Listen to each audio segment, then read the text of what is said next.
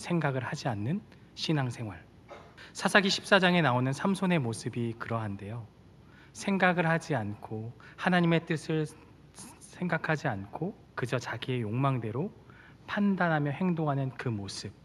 하나님은 그에게 이스라엘을 구원하고자 하는 원대한 계획과 꿈을 주셨지만 안타깝게도 그의 첫 모습, 첫 행보는 우리에게 많은 실망감을 주는데요. 우리 2절 말씀을 함께 읽도록 하겠습니다. 올라와서 자기 부모에게 말하여 이르되 내가 딥나에서 블레셋 사람의 딸들 중에서 한 여자를 보았사오니 이제 그를 맞이하여 내 아내로 삼게 하소서 하매. 삼손의 첫 마디가 내가 딥나에서 블레셋 여인 한 명을 보았는데 참 좋았어요. 이 내용으로 첫 행동이 시작됩니다. 13장에서 수태고지를 통해서 우리를 기대하게 만들었지만 그의 첫 마디와 행동은 우리의 생각을 뛰어넘는 황당한 그런 일이었는데요.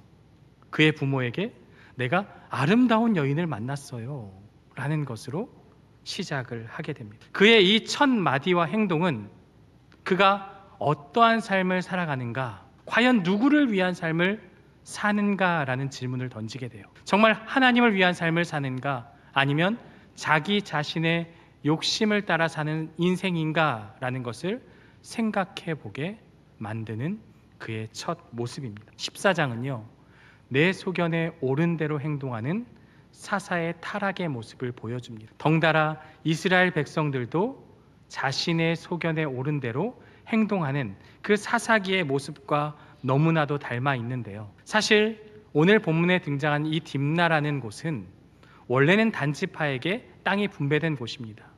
그러나 단지파가 그 땅을 정복하지 못하자 오히려 역정복을 당하는 거죠. 오히려 그들에게 먹혀서 오히려 그들과 함께 살아가며 그들의 문화가 너무나도 익숙하고 좋아 보이고 그들에게 지배받는 것이 당연하게 여겨지는 그러한 시대 속에 살고 있었다는 것을 우리에게 보여주고 있습니다. 삼손이 이러한 배경을 알고 있었죠. 자신이 단지파였고 하나님의 사람이었습니다. 그렇다면 지금 여자가 마음에 들어서 그 여인이 좋다라고 얘기하기 전에 그 땅을 보았으면 그 땅을 치고 전쟁을 치르고 그 땅을 얻어야 하는 것이 원래 그가 해야 할 일이지만 그저 욕심대로 욕망대로 눈에 끌리는 대로 한 여인을 향한 사랑의 고백이 그의 처음 모습이었던 거죠. 그가 이 여인을 보기 위해서 딥나로 내려갔는데요. 이 내려갔다라는 표현이 이 사사기 14장에만 5번 등장합니다. 이 야라드라는 단어인데요. 1절과 5절과 7절 그리고 10절과 19절에 계속해서 내려간다라는 내용이 반복되고 있어요. 여러분, 내려간다는 것이 신앙적으로 좋은 것일까요? 안 좋은 것일까요? 신앙적으로 우리가 적용해 보면 안 좋은 거죠. 사사기를 기록한 역사가는 무엇을 말해주고 싶은 겁니까? 이 사건 하나하나가 내려감을 통해서 발생하는데 그 내려감을 통해서 사사 삼손의 영적인 상태가 하강해 있다, 하향 곡선을 그린다, 형편없다는 것을 우리에게 보여주고 있는 거예요. 당연히 부모는 이 결혼을 반대해야죠. 왜냐하면 하나님의 사자로부터 이 아이를 어떻게 키워야 하는지를 분명히 들었고 알고 있어요. 반대는 하고 있지만 삼손을 설득하는 그런 모습으로 보이고 있어요. 어쨌든 그의 부모도 그의 이러한 내용을 막을 수가 없는 거죠. 삼손은 계속해서 이렇게 얘기해요. 3절에 보면 후반부에 내가 그 여자를 좋아오니 나를 위하여 그 여자를 데려오소서 하니라. 내가 그 여자를 좋아한대요. 이걸 원문으로 보면 내 눈에 보기에 옳습니다. 내 눈이 보기에 그 여자가 좋습니다 라는 표현이에요. 여러분, 이 표현 가운데는요, 단순히 외모만을 바라보고 그 여성이 아름다워서 매력을 느껴서가 아니라 많은 것을 포함하고 있어요. 그녀가 옳다는 얘기는 그녀가 섬기는 잡신들도 옳고 그녀가 하는 모든 문화와 삶의 습관들도 옳고 그녀와 함께한 블레셋 백성들도 다 옳다고 여기는 모든 것을 포함하는 표현이 바로 내 눈에 옳습니다라는 표현입니다. 옳고 그름을 판단하는 기준이 지금 어디에 있습니까? 자기 눈에 있어요.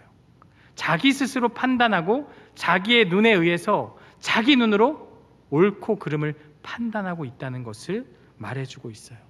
하나님의 뜻이 아니라 자신의 욕망을 기준으로 삼고 있어요. 사사시대를 대표하는 성경 구절이 무엇입니까? 그때 이스라엘의 왕이 없으므로 각기 자기 소견에 옳은 대로 행하였더라. 자기 소견이 바로 눈을 말하는 거죠. 이스라엘 백성들도 자기 눈에 옳고 좋은 대로 행동했던 것처럼 삼손 역시도 자기 눈에 옳은 대로 자기 멋대로 옳고 그름을 판단한 것입니다.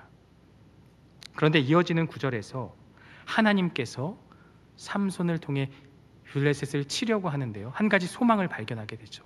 우리 4절 말씀을 함께 읽겠습니다.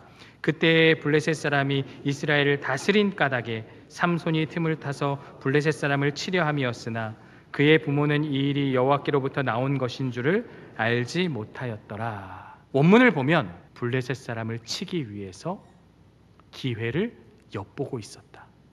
여기서 그가 누구입니까? 삼손이 아니라 하나님을 뜻하는 것입니다. 삼손이라 번역했지만 사실 전체의 문맥과 이후에 이어지는 그의 부모는 이 일이 여호와께로 나온 줄을 알지 못했다는 그 근거 구절을 삼아 생각해보면 그는 하나님이 분명합니다. 삼손이 지금 어떤 명분을 위해서 그 여인을 원한 것이 아니에요. 내가 블레셋을 치려고 하니까 블레셋을 좀 쳐야 되니까 명분을 만들어야겠다. 그래서 내가 저 여인과 결혼해서 뭔가 사건을 발생시키면 전쟁을 치른 명분이 되니까 내가 칠 수 있겠지라고 삼손이 그렇게 생각한 게 아니에요. 그저 자기의 욕망대로 눈에 보이기 좋으니 그 여자를 얻기 위해서 결혼하는 거죠. 철저히 하나님의 계획된 시간 속에 그 악함마저 사용하시는 하나님의 모습을 발견하게 됩니다. 삼손의 어두운 눈을 도구 삼아서요, 이스라엘 민족을 구원할 그 어두워진 눈을 보여지기, 뜨게 하기 위한 하나님의 놀라운 계획이 시작되고 있는 것이죠. 부모는 어쩔 수 없는 것 같아요. 삼손의 부모도 삼손을 말릴 수가 없어서 그 여자를 보기 위해서 함께 딥나로 내려갑니다. 그런데 여기서 내려간다라는 말이 나온다는 것은 뭔가 또 사건이 발생하는 거죠. 어떠한 일인지 모르겠지만 부모와 떨어져서 홀로 삼손이 포도원을 지나게 돼요. 여러분, 포도원에 왜 갔겠습니까? 농번기라 자기 힘이 좋으니까 농사를 도와주려고 거기에 들른 게 아니죠. 포도원에 갔다는 것은 적어도 그가 포도의 소산이라든지 어떤 포도주를 바라고 간 것은 아닌가 짐작해 볼 수 있어요. 포도를 가까이에서는 안 되지만 그가 지금 하나님이 정한 규례를 어기고 그것을 어슬렁거리고 있는 거예요. 바로 그때 젊은 사자가 삼손을 맞게 됩니다. 이 사자가 소리를 지르고 위협을 가하는 거죠. 이 본문이 강조하고 있는 것은 삼손이 찢은 게 아닙니다. 여호와의 영이 그에게 임했다는 데 있어요. 여호와의 영이 그에게 강하게 임하니까 삼손이 그 사자를 찢어 이길 수 있던 거예요. 아직 머리털이 잘리지 않았으니까, 삼손이 나신이로서 힘이 있으니까 사자를 찢어 죽인 게 아니라 여호와의 영이 강하게 임하였기 때문에, 힘의 원천이 하나님께 있음을 분명히 하고 있습니다. 머리카락과는 아무런 상관이 없는 거예요. 하나님께서 힘을 주실 때 그가 힘을 발휘할 수 있었던 거죠. 그러나 이 사건은요, 큰 의미 없이 지나가는 것처럼 보이지만 후에 수수께끼의 소재가 되어서 이스라엘과 블레셋과의 갈등을 고조시키는 그런 역할을 하게 됩니다. 우리 6절 말씀을 함께 읽겠습니다. 여호와의 영이 삼손에게 강하게 임하니 그가 손에 아무것도 없이 그 사자를 염소 새끼를 찢는 것 같이 찢었으나 그는 자기가 행한 일을 부모에게 알리지 아니하였더라. 힘의 원천이 여호와의 영이라고 분명히 하고 있습니다. 그런데 그는 이 일에 대해서 부모에게 이야기하지 않습니다. 왜 이야기하지 않았을까요? 그의 부모는 나실인으로서 그가 태어난 걸 알고 그렇게 키워왔기 때문에 내가 동물의 주검을 가까이 했다는, 만졌다는 그 일을 부모에게 말만 하면 부모가 걱정하고 뭐라고 할 것이 분명하기 때문입니다. 그런데 삼손은 희한하게 부모에게는 감추지만요, 여성에게는, 딥나의 여인에게도 들릴라에게도 자기의 비밀들을 다 이야기하는 거죠. 자, 얼마 후에 삼손은요, 자신이 죽인 사자를 보게 되죠. 그런데 일반적인 상식이라면 그 사자가 그 기후에 그 조건이라면 부패해야 되는 게 맞지만 그 안에서 벌떼 그리고 꿀을 발견하게 됩니다. 아마도 벌집을 지었겠죠. 근데 문제는 삼손이 그것을 손으로 떠서 먹었다는 데 있어요. 더 큰 문제는 그 꿀을 부모에게 가져다 주었다는 거예요. 삼손이 꿀의 맛을 보니 너무나 맛있어서 혼자 먹기 아까워서 그걸 떠서 부모에게 갖다 준 효도로 비춰지는 게 아니라 부정함을 자신이 그렇게 대하였고 그 부정함을 부모에게도 전염시키는 그런 잘못된 모습을 보이고 있는 것이죠. 우리 9절 말씀 함께 읽겠습니다. 손으로 그 꿀을 떠서 걸어가며 먹고 부모에게 이르러 그들에게 그것을 드려서 먹게 하였으니 그 꿀을 사자의 몸에서 떠왔다고는 알리지 아니하였더라. 여기에 손으로라는 단어 우리가 주목해야 합니다. 그가 손으로 만졌다는 것에 있어. 지금 계속해서 반복돼서 삼손이 나실인의 규례를 어기고 있는 거예요. 자신은 물론이고 부모마저 부정하게 만드는 그러한 잘못된 모습을 보이고 있는 것이죠. 그가 왜 부모에게 숨겼겠습니까? 이 일이 부정하다는 것을 인지하고 있었다는 게 분명해요. 삼손은 자신의 힘과 능력을 자기 마음대로 사용하고 있고 그에 따르는 책임과 의무는 다하지 않음을 우리는 발견하게 됩니다. 결국 삼손은 자신의 욕망을 위해서 하나님이 주신 힘을 오용하는 비극적인 길을 걷게 됩니다. 그가 가진 힘은 이스라엘을 구원하기 위해서 사용하는 것이 아니라 자신의 욕심을 추구하기 위한, 욕망을 해소하기 위한 그러한 도구로 사용하고 있습니다. 여러분, 삼손의 문제는 단순히 여인 하나를 사랑한 것에 그치지 않습니다. 삶의 기준이 바로 자기 눈에 있다는 것에 있어요. 내 눈에 보기에, 내가 보기에 옳고 좋으니까 나는 그 일을 한다라는 것, 판단의 기준이 하나님이 아니라 자기 자신에 있다는 것이 삼손의 문제라는 것을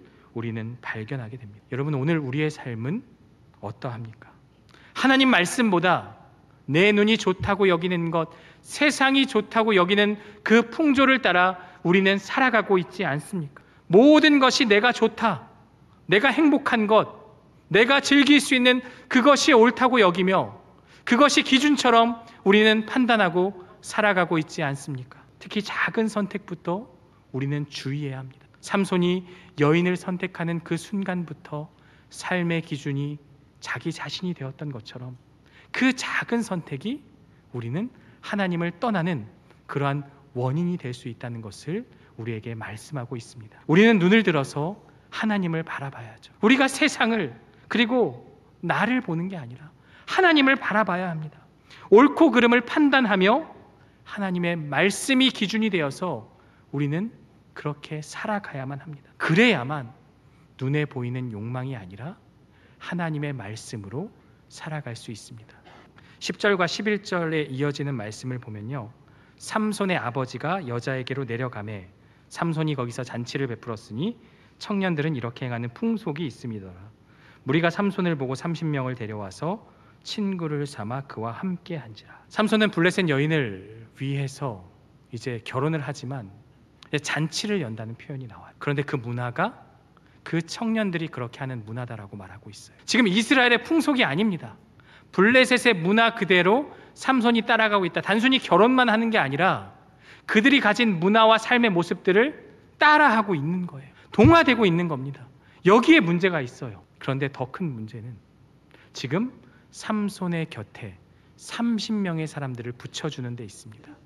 문제는 이 잔치라는 단어에 있어요. 이 잔치라는 단어의 어원을 보니까 마신다라는 것에서 왔어요. 여러분, 무엇을 마셨겠습니까? 술을 마시는 것이 바로 잔치의 목적인 거예요.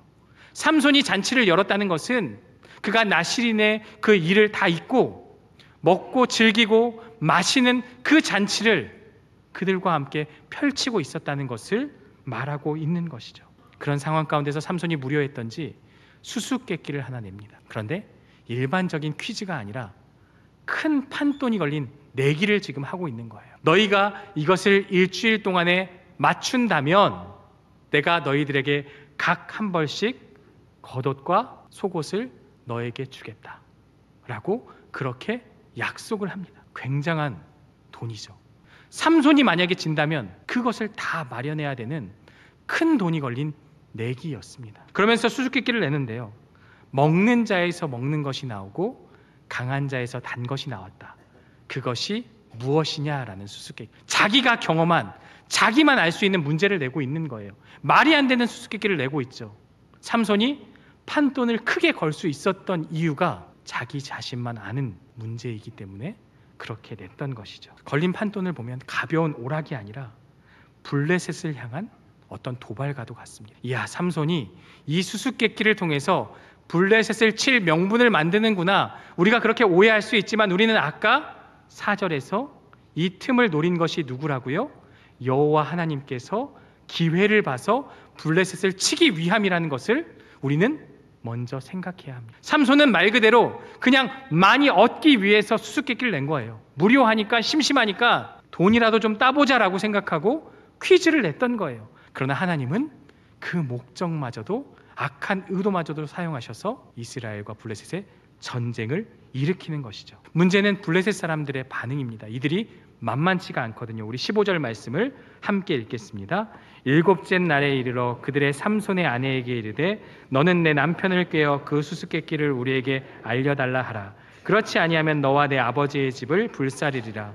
너희가 우리의 소유를 빼앗고자 하여 우리를 청한 것이 아니냐? 그렇지 아니하냐 하니. 자, 일곱째 날이라는 것을 우리가 잘 보아야 합니다. 이 14절까지 보면 이들이 3일째까지 사흘 동안 답을 찾으려고 했지만 답을 찾지 못했어요. 그러면 이 일곱째 날에 이제 협박한다고 15절이 이어지는데, 지금 이 15절의 협박은요, 최종적인 협박입니다. 아마도 매일매일 이 여인이 구했던 것처럼 이 여인을 향해서 그 30명의 불량배 같은 사람들은 끊임없이 협박했을 겁니다. 당연히 이들은 수수께끼의 답을 알 수가 없습니다. 그래서 그들이 정확히 알고 있던 것, 삼손은 여자에게 약하다. 그래서 그 여자를 집중 공략하는 거죠. 알아오라 하다가 안 되니까 강한 협박을 통해서 알아오라고 지금 하고 있는 것이죠. 이 여인은 삼손을 택해야 할지 동족을 택해야 할지 선택의 갈림길에 있습니다. 우리 16절 말씀을 보면요, 삼손의 아내가 그의 앞에서 울며 이르되 당신이 나를 미워할 뿐이요 사랑하지 아니하는도다. 우리 민족에게 수수께끼를 말하고 그 뜻을 내게 알려주지 아니하는도다 하는지라. 삼손이 그에게 이르되 보라, 내가 그것을 나의 부모에게도 알려주지 아니하였거든 어찌 그대에게 알게 하리요 하였으나. 이 말씀을 보면 어떤 부분에 주목이 되십니까? 우리 민족에게 수수께끼를 내요. 여러분, 이미 이 여인은 누구를 택한 것입니까?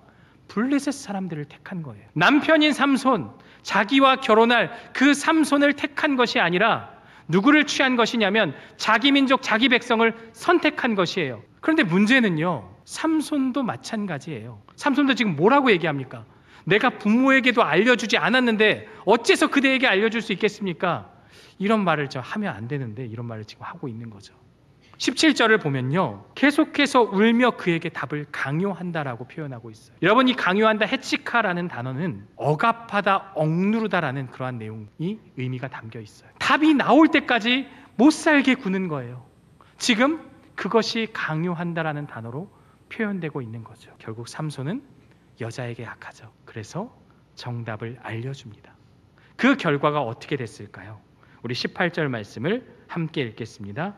일곱째 날 해지기 전에 삼손에게 이르되 무엇이 꿀보다 달겠으며 무엇이 사자보다 강하겠느냐 한지라. 삼손이 그들에게 이르되 너희가 내 암송아지로 밭갈지 아니하였더라면 내 수수께끼를 능히 풀지 못하였으리라 하니라. 정답을 말하는데요, 삼손이 썼던 그 형식 그대로 무엇이 꿀보다 달겠으며 무엇이 사자보다 강하겠느냐라고 정답을 말해버립니다. 이 퀴즈의 승자는 그 블레셋 청년들이 차지하게 되었습니다. 삼손은 너무나도 큰 화가 났어요. 먼저는 자신을 속인 그 아내에 대한, 그리고 자신을 조롱하는 듯한 블레셋 사람들을 향한 분노가 있었던 것이죠. 그렇기 때문에 내 암송아지를 통해서 밭갈지 아니하였더라면 너는 그 문제를 맞추지 못했을 것이라고 그렇게 이야기하고 있는 것입니다. 여러분, 이 18절에 보면 숨겨진 사실이 있는데요, 처음 이 블레셋의 청년들은요, 삼손의 친구였습니다. 아내의 고향이 되었다가 이제는 그 성읍 사람들이 된 거죠. 여기에는 큰 뜻이 담겨 있는 거예요. 블레셋과 이스라엘이 하나였던 것을 하나님께서 서서히 멀어지게 하고 있구나라는 거죠. 바로 이때 여호와의 영이 강하게 임하는데요, 우리 19절 말씀을 함께 읽겠습니다. 여호와의 영이 삼손에게 갑자기 임하시매 그곳 사람 30명을 쳐 죽이고 노략하여 수수께끼 푼 자들에게 옷을 주고 심히 노하여 그의 아버지의 집으로 올라갔고. 내기에서 졌기 때문에 삼손은 약속한 옷을 주어야만 합니다. 삼손에게 그만한 재산이 없어요. 그래서 취한 방법이 아스글론으로 내려가서, 이 내려간다는 것이 또 좋지 않은 거죠. 거기서 사람 30명을 죽이고, 아니 옷만 뺏어도 되지만 사람을 죽여서 그 옷을 가져다가 그들에게 가져다 줍니다. 자, 이제 수수께끼도 끝났고 상품도 주었고 모든 것이 끝났습니다. 이제 삼손은 행복한 결혼 생활을 하면 돼요. 그런데 삼손이 아직도 화가 풀리지 않는 거예요. 친정에 가는 거죠. 자기 집으로 돌아가는 겁니다. 그런데 이 상황 가운데서 장인 어른도 그 여자를 함께한 그 친구 중에 한 명인 블레셋 사람에게 결혼시키는 거죠. 뭐 이런 경우가 다 있습니까? 그런데 문제는 삼손에게 잘못이 있습니다. 아직 결혼이 맞춰지지 않은 상황에서 그가 돌아갔기 때문에 결혼이 파기한 것을 알고 그렇게 행동한 것이죠. 물론 이게 나중에 또 문제가 되지만 어쨌든 그렇게 삼손의 첫 여인과의 결혼 스토리는 마무리가 되어집니다. 그런데 이런 황당한 사건 가운데서도요, 하나님께서 일하시는데요, 여호와의 영이 갑자기 삼손에게 임하였다고 말씀합니다. 삼손이 30명을 때려 죽일 수 있는 힘이 있는 게 아니라 하나님이 그에게 힘을 주셨기 때문에 그러한 일이 발생하였는데, 왜 그렇게 하였는지를 우리가 봐야 되죠. 지금까지 이스라엘과 블레셋의 관계는 너무나 좋았어요. 국경의 경계도 없이 왕래를 하였고요, 그들의 문화와 그 모든 것들을 동경하며 살았던 것이 바로 이스라엘의 모습이었어요. 하나님이 아니라 그 나라 사람들을, 그 나라 신을 바라고 원했기 때문에 하나님께서는 이 사건을 통하여서 블레셋과 이스라엘 간의 관계에 금이 가도록 만들어 주셨던 것입니다. 삼손은 자기의 욕망을 따라 행동했지만 그 행동마저도 하나님께서 사용하셔서 블레셋을 치고 이스라엘을 구원하기 위한 그 계획을 실현하고 있다는 것, 여기에 우리는 하나님의 소망을 발견하게 되는 것입니다. 오늘 말씀을 보면 삼손이라는 한 인물의 삶을 통해서 오늘 우리는 우리의 모습을 보게 됩니다. 그는 이스라엘 구원할 거룩한 사명을 받았지만 삶의 순간순간마다 하나님의 보시기에 좋은 대로가 아니라 내 눈이 원하는 대로, 좋은 대로 택하였습니다. 사랑하는 성도 여러분, 오늘 우리의 모습은 어떻습니까? 하나님은 우리에게 특별한 힘을 주셨어요. 재능도 주셨고요, 물질도 주셨고요, 시간도 주셨고요, 능력도 주셨고요, 많은 것을 주셨어요.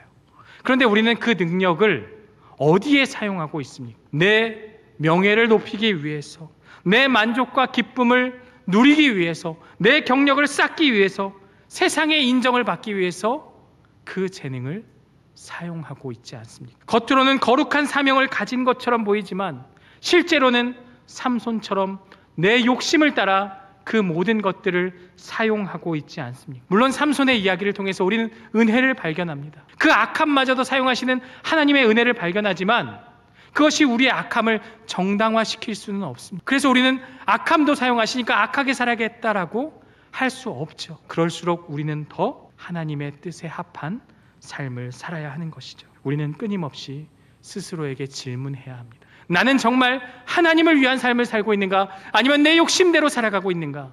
삼손이 행한 그 모습처럼 내 눈에 보기 좋은 대로 행하고 있는 삶은 아닌지 우리 자신을 비추어 보아야 할 것입니다. 하나님이 나에게 주신 그 힘을 낭비하고 있지 않습니까? 그저 보이는 대로 하나님의 뜻을 기억하지 않고 그렇게 살아가고 있지 않습니까? 하나님의 사명을 망각하는 인생은요, 결국 의미 없는 인생이 될 수밖에 없습니다. 아무리 성공하여도 의미가 없습니다. 하지만 비록 넘어지고 더디게 가고 너무나도 힘겹지만 하나님의 뜻을 향해 나아가는 그 걸음은요, 의미 있고 가치 있는 삶이 될 것이라고 우리에게 말씀하고 있습니다. 이제 우리의 삶의 주인을 바꾸어야 합니다. 그리고 우리에게 주어진 모든 것이 주님을 위한 것이 되어야 함을 고백하며 그분의 뜻을 이루어가는 저와 여러분들 되시기를 주님의 이름으로 축원합니다.